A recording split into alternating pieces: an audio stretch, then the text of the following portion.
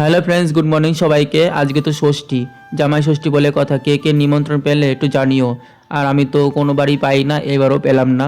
ষষ্ঠীতে বাড়িতেই কাটাচ্ছি আজকে সারাটা দিন। যাই হোক, দেখতেই পাচ্ছ ঘুম থেকে উঠে পড়েছি। ঘুম থেকে উঠে বিছানা ঠিক করে এখন চলে যাবো দিদার ঘরে। দিদার ঘরে গিয়ে দেখি বড় মামি এসেছে।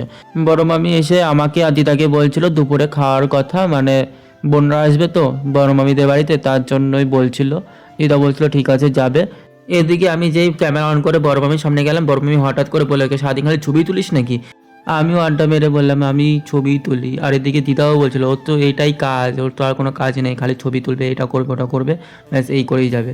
সবটা আড্ডা মেরে বলছিল। আর এদিকে আমি হাত মুখ ধুয়ে চলে আসলাম। হাত মুখ ধুয়ে তারপর দিদাকে বললাম আমাকে কিছু খেতে দাও, যেহেতু আগের দিন রাতে না খেয়েই ঘুমিয়ে গেছিলাম। তবে দিদা বললো কালকে লুচি আছে আর মাংস আছে, সেটা খেয়ে নে। আমি ঠিক আছে খেয়ে নিলাম। ওটা খেয়ে এখন চলে আসলাম বাইরে। বাইরে এসে দেখি এক যা ফুল ফুটেছে, আজকে প্রায় অনেকগুলো ফুল ফুটেছে। লক্ষ্মী জবা যেরকম ফুটেছে, সাদা জবা ভালোই ফুটেছে। তারপরে ভালোই হলো, আজকে দিদা ভালো করে পুজো দিতে পারবে ফুল দিয়ে। আমাদের বাড়িতে বেশিরভাগ সাদা ফুলের গাছ, কালারিং ফুলের গাছ সেরকম নাই বললেই চলে। তারপরে দিদা ঘর থেকে ডাক দিল। দিদা ঘর থেকে ডেকে বলছে রেশনে যাবে। তারপর আমিও বললাম আমিও যাবো রেশনে। তারপর দিদা আগে আগে চলে গেল, আমি পরে গেলাম। দিদার আগে যাওয়ার কারণটা হচ্ছে দিদার হাঁটুতে ব্যথা, হেঁটে যেতে টাইম লাগে, তাই দিদাকে আস্তে আস্তে যেতে বললাম, তুমি আস্তে আস্তে যাও, পরে আমি আসছি। তারপর আমিও বেরিয়ে পড়লাম বাড়ি থেকে তালা দিয়ে। দেখো বেরিয়ে পড়েছি। বাইরে তো প্রচণ্ড রোদ, ঘরের ভেতর তো ভালোই ঠান্ডা ঠান্ডা লাগছিল, কিন্তু বাইরে যে এতটা রোদ।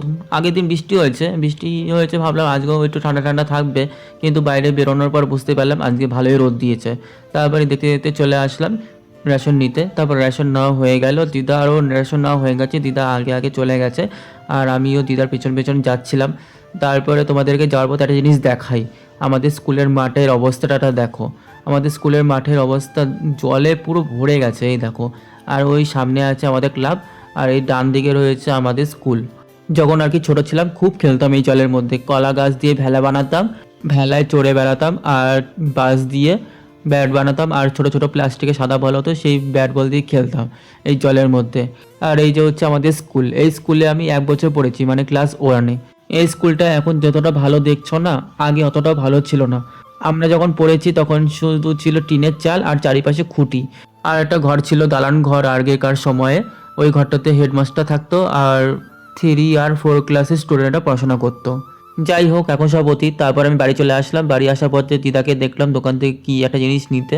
তারপর দিদাও ঘরে চলে আসলো, আমিও ঘরে চলে এসেছি। এদিকে দিদাকে বলছিলাম আমি একটু বেরোবো। দিদা বলছিল কোথায় যাবি? আমি বললাম একটু আরংঘাটা যাবো। দিদা বলছে ঠিক আছে তাড়াতাড়ি চলে আসবি, আমি কিন্তু আমার বড় মামিদের বাড়িতে যাব। চলো এবার স্নানটা করে আসি, দেখা হচ্ছে একটু বাদে।